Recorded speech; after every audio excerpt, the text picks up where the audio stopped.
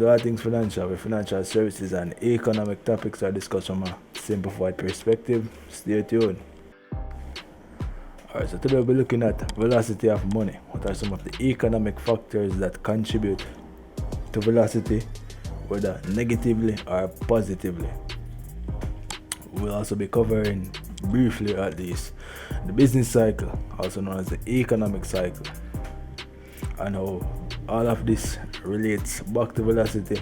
Everything kind of tie in, all of it is kind of convoluted in nature and complex in terms into trying to understand, especially if you never went to economics class or anything like that. So we're going to simplify a lot of this in relatable terms, so follow along with the reasoning. So on the business cycle, on the y-axis we have real GDP, which is gross domestic product, and on the x-axis we have time.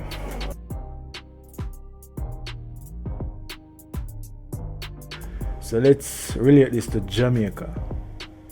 So in 1962, when Jamaica got independence, the present day, Zin, if we were to measure the productivity from 62 to 2021, it would generally be one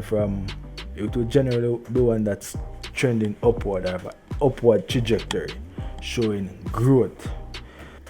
This does not really fit the full picture, hence why we have the actual growth line, which shows the highs and lows of the economy. The economy does have cycles. The economy does have cycles.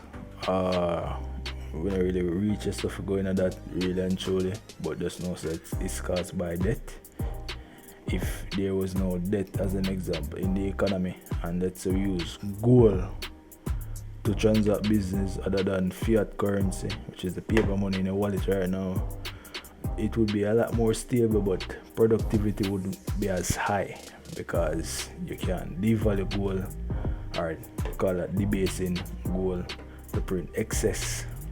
We get into that. Fiat money have a lot of problem, but we get into that. Anyway, one of the driving factors of economy is productivity growth. So on a micro level, you could say like this. So on a micro level, one person's spending is another person's income effect. I look upon that and see how it relates to the economy, both from the expansionary phase in the economy to the contractionary phase in the economy. So we have two examples now. See? First one, we will look on the expansionary side of the economy in relation to velocity. So quickly, a definition of velocity would be it's the rate at which money is exchanged in the economy. Demand for specific goods and services are divided factors of how fast or slow the money is circulated in the economy. So watch your example them now for tying everything we're going. See? So the first example, we're going to say the total money supply is 50,000, and we can be able to 20,000 for do her hair. She in turn around and spend 15,000 with the hairdresser for get her hair done. She link a nail tech and spend 5 grand for get her nail done. Hairdresser spend 10 grand on groceries, 5 grand on bills, and the nail tech buy 5 grand worth of gas put in her car. So in this example, you can see where the velocity of 20,000 is 6, because I did 6 transactions in this example. So imagine that this is happening across the board in the economy. Inflation rate is low, the effects of inflation is low, unemployment is low, buying power is high. All of these are all interest rates can be low. They can also, depending on the economy, the circumstances, all of that. It's not all the time it will be low. But anyway, this would be the catalyst for the economy to go into its expansionary phase. And the scenarios like that widespread across the economy in different sectors and industries, so that not only is money easily attained through legal means, but it has great buying power. These things lead to expansionary. These things has expansionary effects in the economy. Then, with this example now, we're going to say that the Money supply is 40,000, and I can be able to 20,000 same way. However, this example more relates to real life and what I go on in real life right now. So the fact that everything gone up from gas to consumer goods, food items, everything to back feeding for pork. Is pork gone up what day?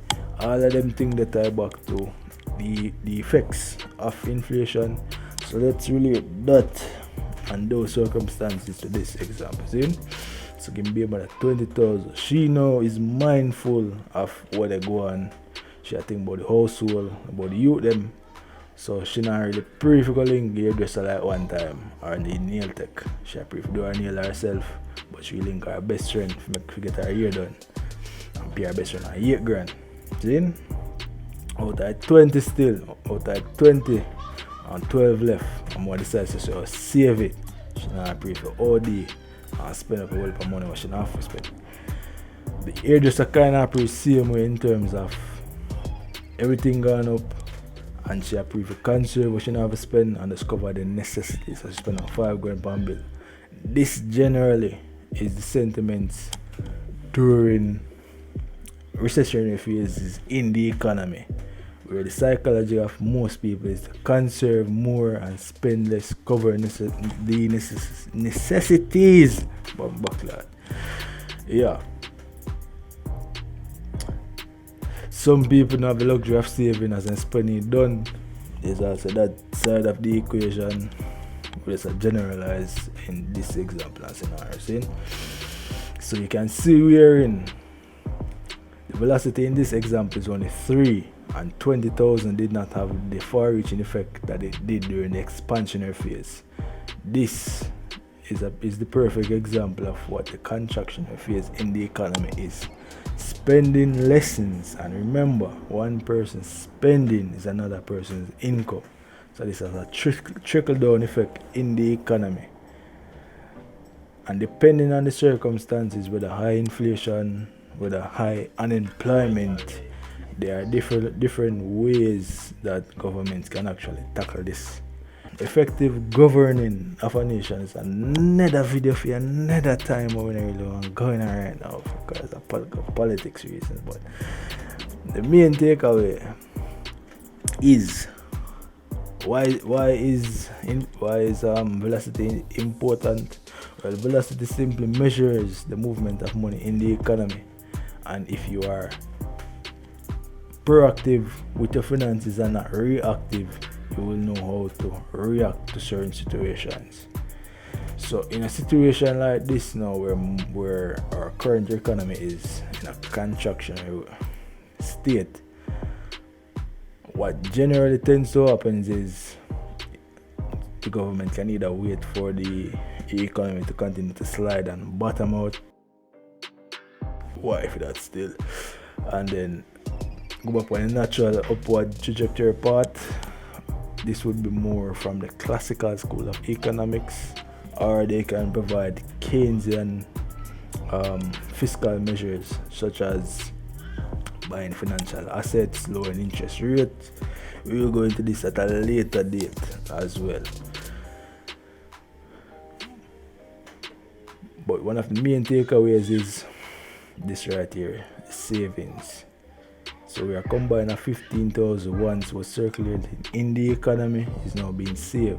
And for argument's sake, let's say that neither a baby mother or best friend save it in a bank account, where banks can do something known as fractional reserve lending, where they'd actually keep 10% and lend out 9%. So if you have 100,000 in a bank account right now, just know so you only have 10 grand in real life, and they lend out the 90,000 to create more stimulus and growth in the economy. Now your money kind of insured, so you don't really have nothing to worry about unless of a crash. But just we cover that at a later video. Don't worry about that part. But let's say they save this in them panty jar for argument's sake. 15,000 that was once provided growth in the economy, stimulating the economy for the expansionary period, is now being hoarded. This more than anything else, further causes the trickle-down effect of the contraction or recession. Now, a recession by economics terms is where contraction is measured for more than 2 quarters. So 1 quarter is 3 months. So simple example, January to March it would be 1 quarter, 3 months that, and then April to June, June right now, would be 2 quarters, so 6 months. So yeah, more than 6 months, it is classified as a recession. No, we don't really want to go into the recession, depression argument just yet. We'll leave that at a later date. But the most important takeaway is being able to identify velocity in real world perspective and applying it not only to your situation but really taking a gauge of what is going on. Because it's all good and well you make 80,000 a fortnight right now, but 80,000 don't have the buying power it had back in 2005, where you could probably buy more things with 6,000 than you can now with 80,000. If you want a good example of this, you can buy same amount of steel, block, cement with 100,000 now that you could back in 2005, as a simple example. So all of these things are good to not only understand but now to relate it to real life and real terms. Most of us were not taught financial literacy for a major reason still, but we really try to bring forth financial literacy not just to Jamaicans but Caribbean at large. Want to like, comment, share and subscribe. So what if a growth still there on the channel for do. Really and truly. Not really a YouTuber per se, but very versed in the economic and the financial industry in terms of simplifying very complex information. So like, comment, share and subscribe, man. I will more insight to provide.